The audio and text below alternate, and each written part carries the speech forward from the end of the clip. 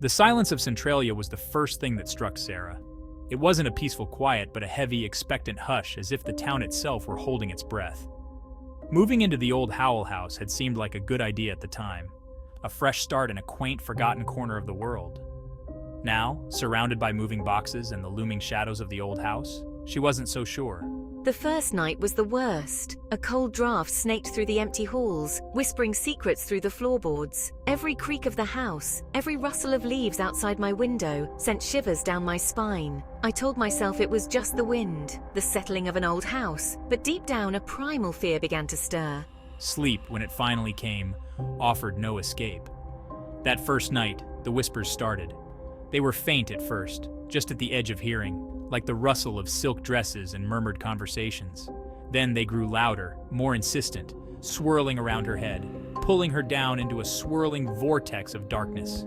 She woke up with a gasp, drenched in a cold sweat, the whispers still echoing in her ears. The dreams began the next night, vivid, disturbing dreams that felt more like memories.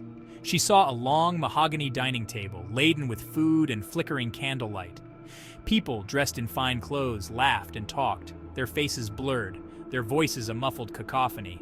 Then a sudden shift, a flicker of orange light in the distance. Panic erupted, screams tearing through the laughter, the air thick with the smell of smoke. I woke with a start, my heart pounding against my ribs.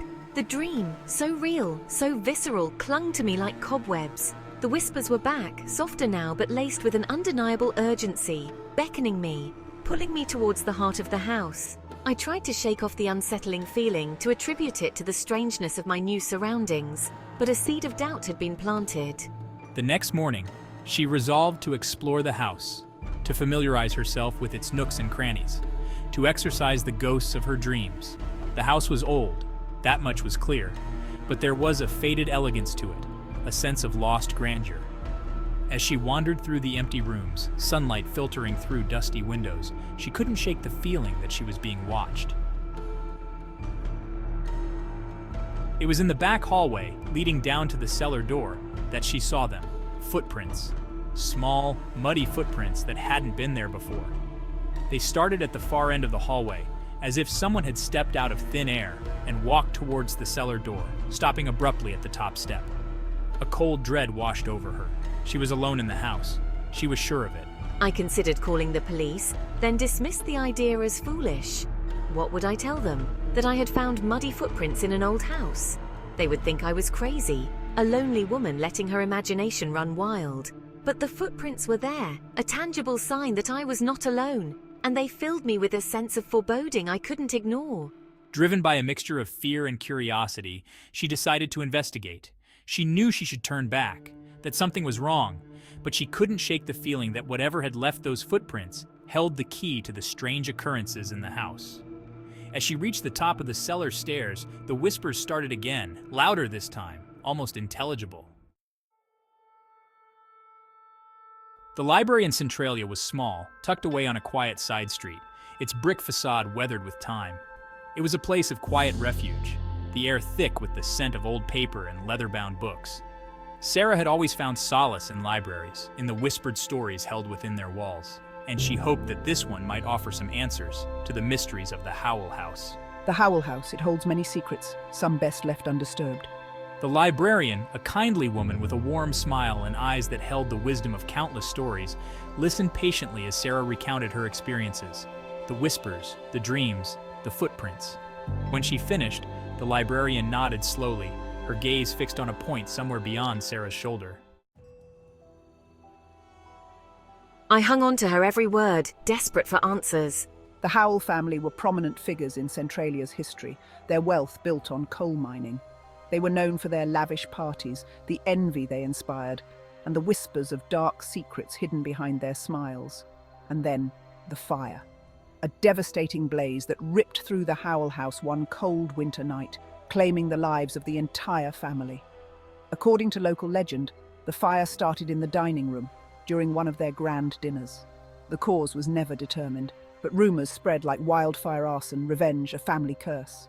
The tragedy cast a long shadow over Centralia, and the Howell House, once a symbol of prosperity, became a haunted relic, shunned by the townsfolk. Some say that the Howells never truly left, that their spirits, unable to find peace, still roam the halls seeking solace or perhaps revenge. Be careful, child. Some doors are not meant to be opened. The librarian's words had confirmed my worst fears. Sarah left the library with a heart heavy with dread. The Howell house was indeed haunted, its history steeped in tragedy and sorrow. She thought of the whispers, the footprints, the vivid dreams, and realized they were not figments of her imagination, but echoes of a past that refused to be silenced. Some doors are not meant to be opened. As she made her way back to the house, the sun already beginning its descent, casting long, eerie shadows across the deserted streets, she couldn't shake the feeling that she was being watched. She thought of the librarian's warning, her words echoing in her mind. But it was too late. She had already stepped inside. The house seemed different now, colder, more menacing. The air hung heavy with unspoken words and stifled cries.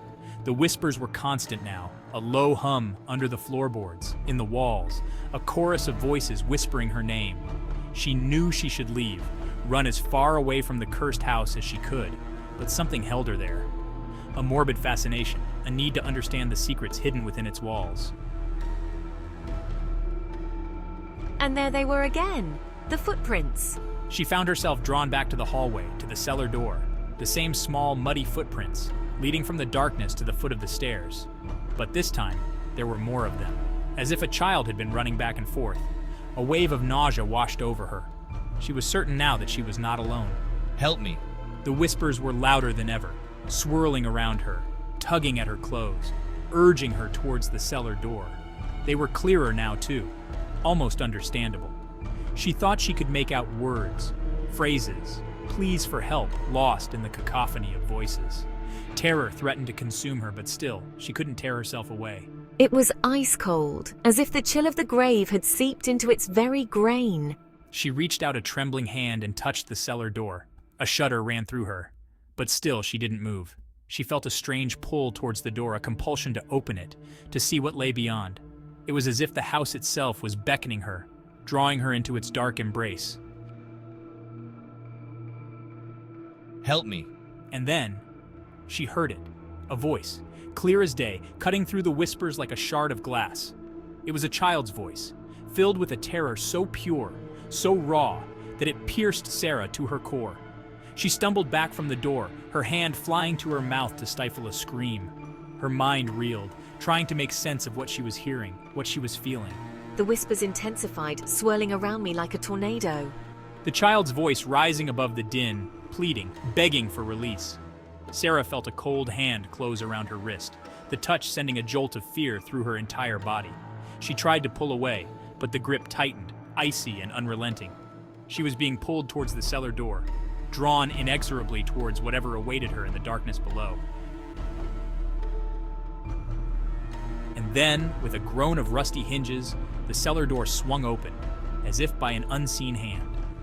A gust of stale air, heavy with the scent of decay and damp earth, wafted up from the darkness below. The whispers reached a fever pitch, a cacophony of voices pleading, threatening, promising. I stared into the abyss, my heart pounding in my chest, my mind screaming at me to run. But she couldn't move. She was frozen in place, caught between terror and a strange, unsettling curiosity. The child's voice echoed from the darkness, beckoning her, drawing her in. Slowly, as if in a trance, she took a step towards the open door, then another and another. The darkness below seemed to reach out, to envelop her, to swallow her whole. And then I was gone. Swallowed by the shadows, her screams lost in the whispers and the darkness of the Howell house.